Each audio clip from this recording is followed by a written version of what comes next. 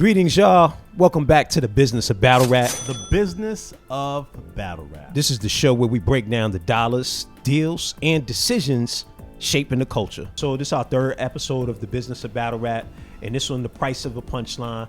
We've unpacked how battlers get paid, what it costs leagues, and why money is both a blessing and a challenge in the culture. And we're your hosts. I am Den Tut Rayay. And I am Saqar Ahhah Ahershu, also known as Amir. Today we are diving into the most controversial, misunderstood topics in the game. The price of a punchline. What do battle rappers get paid? How much does it cost to get a battle rapper in the ring? Why is this so much more expensive for a top tier and a new name? That's a good question. Can go from $200 payouts at local leagues to $50,000 bags or more for legends. We've been quoted $250,000, and Jadakiss even quoted half a million. If they got 500 to 700,000, you will gladly take anybody you name. Yesterday's price is not today's price. Which I think is, I'm thinking it's, yesterday's prices ain't today's prices. So I'm thinking it's more than that now, because he said the more. The 500,000 was back on some other different. I don't even think he said a number. No, I need an unlimited. The bag I need. They don't even got the bag what I need. They got that bag for you. I promise you, they got that bag. I need 72 million. No, he may have. I didn't hear one, but I just know that the 500,000 was before verses. So we're breaking down the economics of booking battles and what it means for the future of the culture. So let's start simple, right? Battle rap payouts vary widely. At local level, battlers might get $100, maybe $300, and a handshake. It's a promotion, marketing, an opportunity to be on a card with some bigger name rappers, right? At the mid tier, you might see $1,000 to $5,000. This is where, when we started looking at Arsonal doing 100 and something battles, right? This is where this gets lucrative for a battle rapper. And at the top, we've heard numbers, as I said, as high as $250. These guys are big names. Like when you get to the likes of Lux, Mook, right?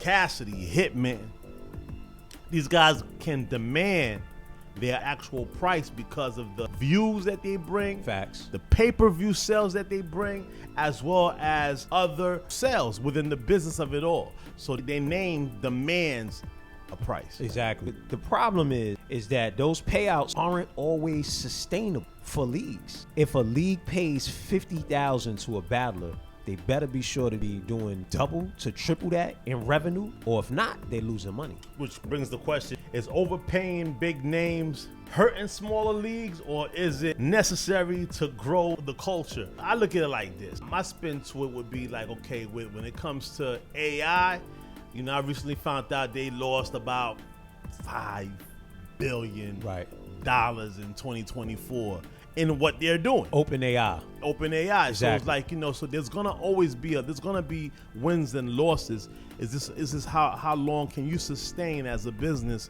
of those losses? Right. That's what they call runway. I don't think a lot of smaller leagues have runway, and to be able to build up to where you could take even $5,000 losses per event. Because if you're borrowing the money, you got to pay interest back to maybe a few people that you pulled the money from, so I don't think that's necessarily sustainable. What these guys got to do, of course, we talked about this last time. You want to monetize the pay-per-view. You want to monetize the VOD. If you're doing 1,000 buys, right, on pay-per-view, $30, that's $30,000 right there. So let's take a look at a prime example. You had the battle with Murda Mook and Averb. The rumor is each of them got paid between $20,000 and $25,000 each.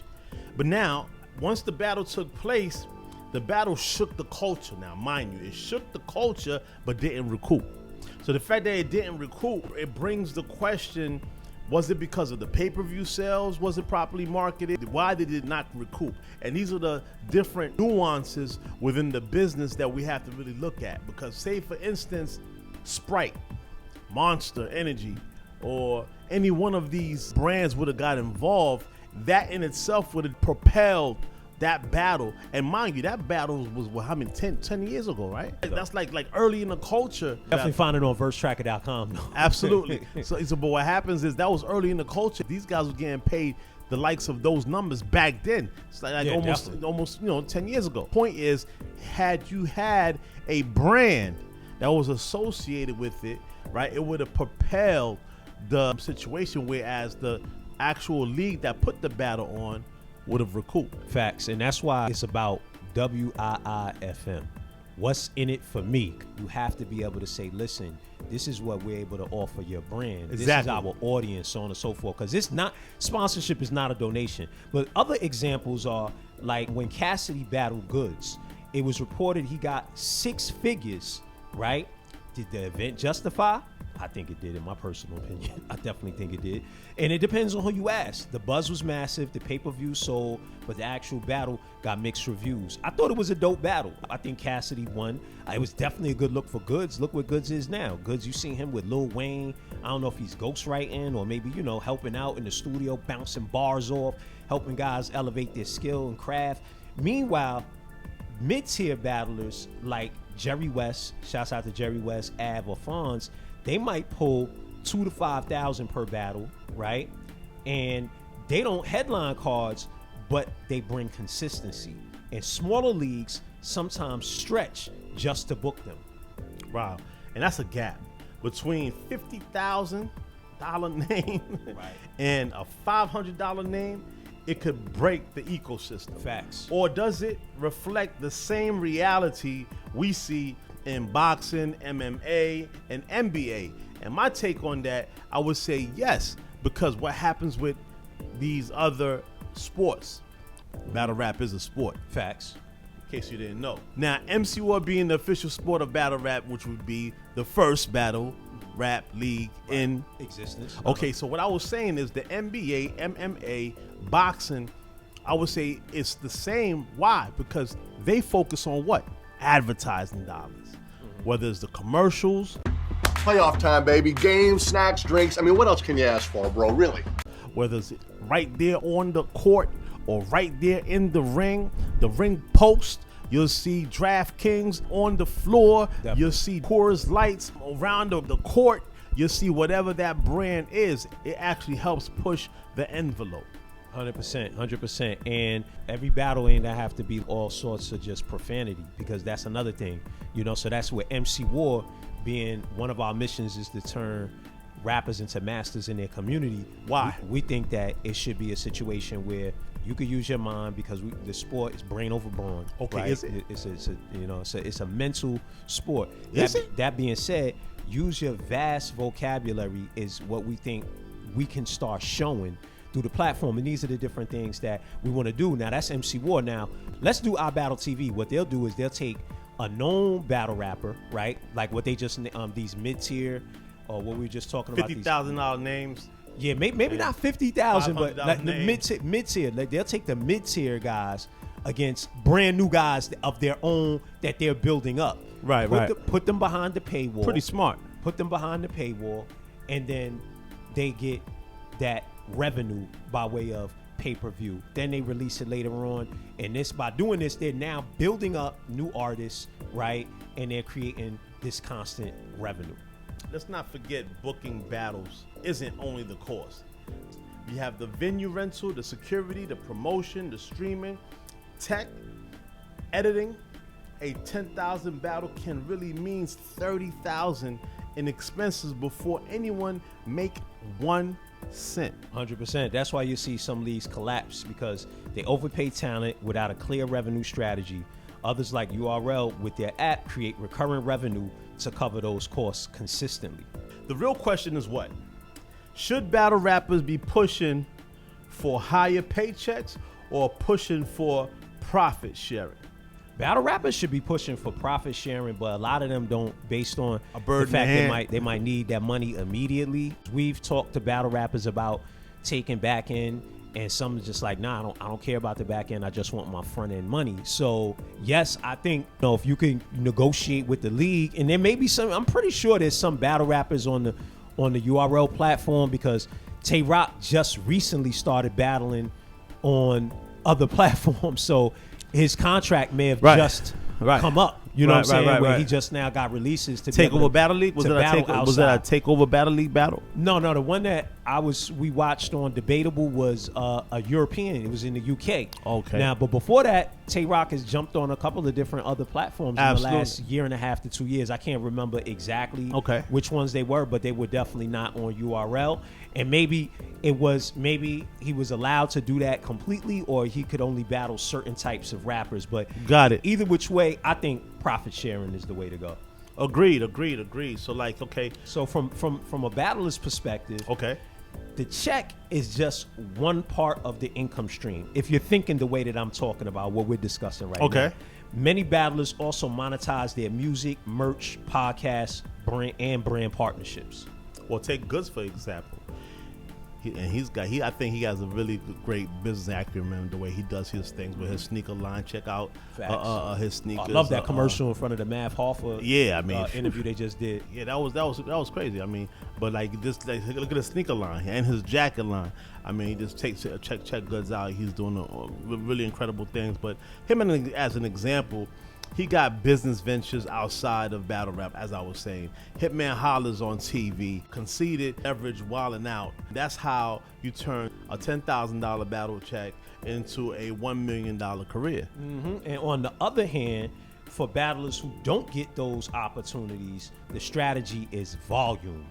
Taking multiple battles across leagues, sometimes for lower pay, just to stack up income. And I don't know, again, this is go back to the Arsonal. 100 battles, 140 battles or something like that, right? That's something crazy. So you just do that times, if he did 10,000, he's made $1 million. Oh, it was 84 battles. It was 84 battles, because remember we did it times 10,000. We're like, yo, he's 840. made he's made 840,000 and he's also doing other. He releases music. I'm sure he's doing writing out there for some other artists as well. And the question becomes, does that dilute the overall brand? I mean, does it? If you're battling for $1,000, yeah, it could. I mean, do fans take you less seriously than someone who battles once a year for $30K?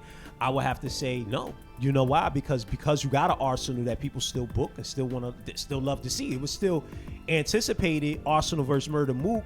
I don't think they promoted it the same way they did Hitman Holla. I think the trajectory that Takeover Battle League is on after doing Daylight versus Rum Nitty, if it was on their platform, and I think Calico is just getting his feet really strong in promoting battles. So, but my point is, Arsonal is one of those guys that takes on a lot of battles, but he gets viewed a lot. Charlie Clips is another one, takes on a lot of battles. He gets viewed a lot, and he's on Wildin' Out, but people still want to see him. He just battled O Solo. And O Solo, New Jersey. I love O Solo, though. He's one of the most creative battle rappers to me in the game, right? So funny. That 1 million views. That just did 1 million in a couple days. Wow. So I mean, so the question becomes, what? Where do we go from here? Do we see battle rappers stabilizing like athletes? Like at one time you had baseball paying millions of dollars, that stabilized. Basketball's paying a crazy amount of dollars. So I think it's an uptick for basketball players, but that's stabilizing that way. So does it stabilize? Does the revenue stabilize? Yeah, I think we'll see more transparency. I think battlers demanding cuts of stream revenue. Okay. Maybe even union-like negotiations and crazy, where top names set minimums. And again, so we have the masters in the community. That's our responsibility that side. Cliche-ish. The World Association of Rappers was always that part of it. Like, listen, we all come together as MCs and regulate this thing. Love it. So now, how can we forget the international markets? As battle rap grows in Africa, the UK, the Philippines, pay scales might look very different. I mean, 4X is in effect, but still competitive in local economies. So the bottom line is, the price of a punchline isn't fixed. It's driven by demand, by branding, and by the ability to monetize attention. That's the true currency of battle rap. And this goes for what? The business in battle rap. Fact. So this is our third episode of the business of battle rap, and this one, the price of a punchline.